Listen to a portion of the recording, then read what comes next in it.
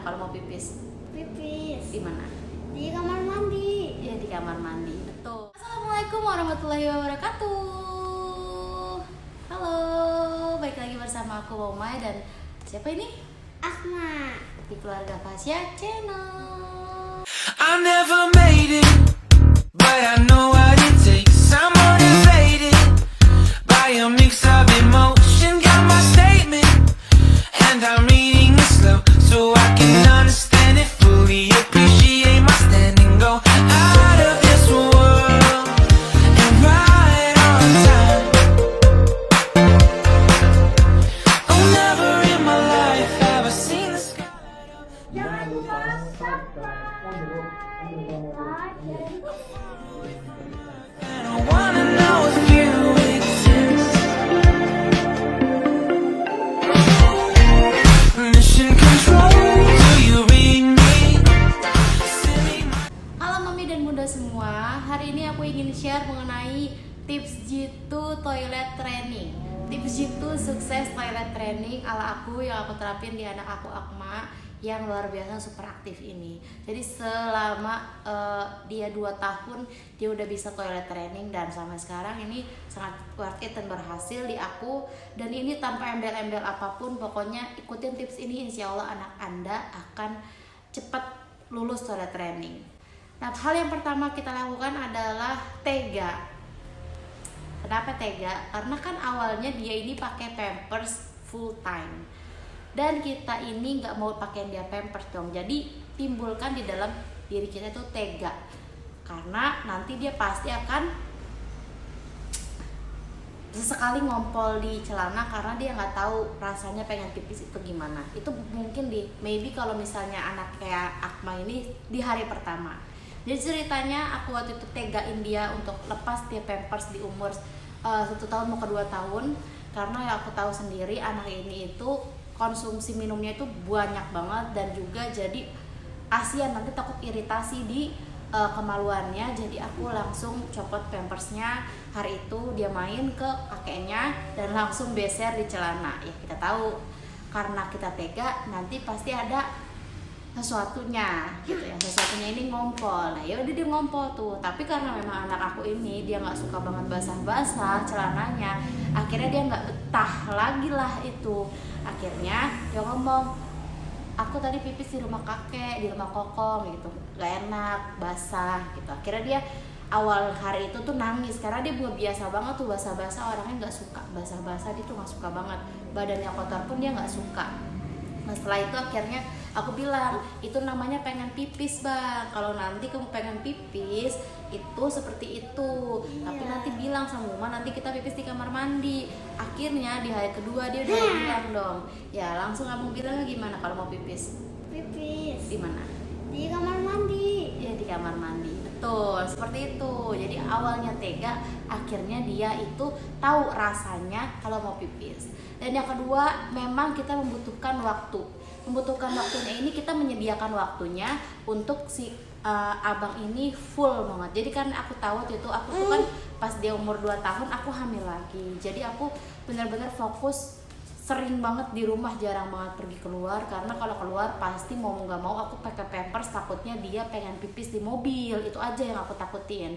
Nah selama dia lagi toilet training, aku itu selalu ada di rumah bareng sama dia, main di rumah, pokoknya apapun di rumah gitu. Jadi benar-benar kalian membutuhkan waktu dan menyiapkan waktu yang benar-benar fokus untuk anak ini gitu. Iya. Jadi abang ini juga fokus, dia butuh penyesuaian dan kita juga butuh waktu untuk menyesuaikan dia. Ibarat kata kita butuh jam terbangnya di rumah untuk nanti dia bisa jam terbang di luar gitu. Karena kalau udah kebiasaan anak itu mengalami atau menjalani toilet training, itu nanti dia di luar juga nggak bakalan betah. Kalau misal pengen pipis pasti dia nunjuk-nunjuk kamar mandi, ini nih aku pengen pipis di sini gitu. Dan tips yang ketiga, kalian harus komunikasikan terus untuk kepada anak ini nanti rasanya mau kayak gimana, mau pipis kayak gimana, dan kalian harus sabar. Memang di sini kesabaran kalian akan diuji guys, mental kalian akan diuji dan benar-benar harus menjaga mental health kalian, harus dijaga karena untuk menghadapi anak yang toilet training ini luar biasa akan menguras tenaga, pikiran dan juga mental. Karena aku tahu hari pertama dia pipis, hari kedua dia nggak mau karena kalau mau jongkok di toilet ini pasti kan dia kan agak risih dan agak takut jatuh. Nah itulah awalnya aku dengan kekuatan penuh ngangkat dia dari pojokan. Biasanya kalau dia mau tuh pasti dia lari nyari ke pojokan kasur gitu atau ke pojokan, pokoknya aku mau gitu. Tapi dia nggak tahu nih kalau di kamar mandi kayak gimana. Akhirnya ya itulah kita belajar ya Bang ya. Kita belajar di kamar mandi, belajar nongkrong di WC jongkok dan belajar duduk di WC duduk. Alhamdulillah dengan kesabaran itu, dengan kekuatan mental, insya Allah cepet banget. Dan yang keempat adalah di malam hari.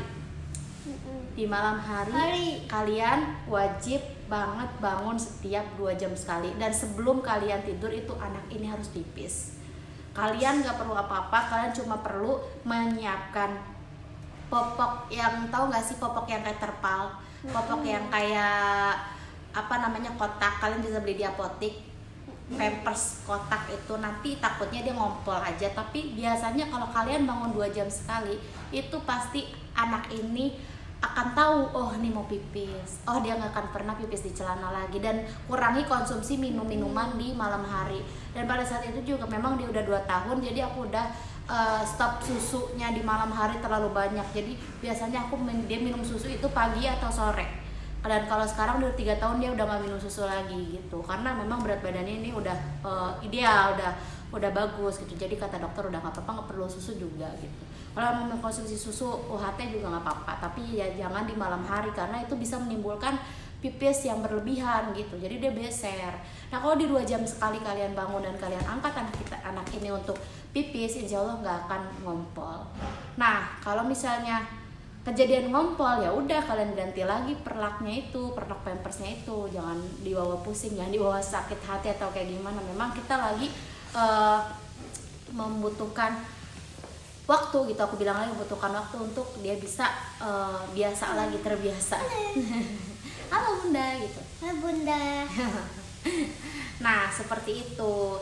Dan yang keempat, keberhasilan. Nah keberhasilan ini ada karena 3 aspek tadi. Tega, mempunyai waktu atau menyediakan waktu untuk anak. Dan juga yang ketiga adalah pada saat kita menguatkan mental kita atau menguatkan kesabaran kita untuk menjalani toilet training ini. Dan pada saat ketiga ini anak ini juga tahu kok, anak ini belajar. Jadi di saat 1 bulan itu Akma malam-malam 2 jam sekali aku bangun, itu bulan besoknya dia nggak pipis lagi Bun. Jadi satu malam dia nggak mau pipis, aku nggak mau pipis dan nggak ngompol sama sekali. Ya aku bilang itu ada 3 hal yang bisa membuat keempat ini berhasil. Jadi keberhasilan ada karena ketiga aspek tadi sudah tercukupi dan terpenuhi. Anak ini pinter, anak ini tahu, dia tuh sadar dirinya dia itu anak pinter. Jadi dia bisa dikomunikasikan untuk toilet training dan lulus toilet training. Akma juga sekarang udah di sunat, alhamdulillah di umur 3 tahun. Nanti aku akan share lagi mengenai kenapa Akma disunat secepat ini dan juga bagaimana tips untuk anak ini cepat mau disunat seperti itu. Mungkin ini aja karena memang udah siang, anak ini mau tidur. Aku sharing ini karena dari tadi kita lagi main-main. Oh ya, aku lupa pengen sharing toilet training sama bunda-bunda sekalian. Dan semoga video ini bermanfaat untuk bunda-bunda sekalian. Jangan lupa like, share, dan subscribe. Dan jangan lupa komen di bawah kalau bunda-bunda masih kurang paham tentang pembahasan aku kali ini. Dan sampai jumpa di video-video berikutnya. Terima kasih sudah menonton videonya sampai akhir. Dah. Dadah Bunda gitu. Bunda dan Bun.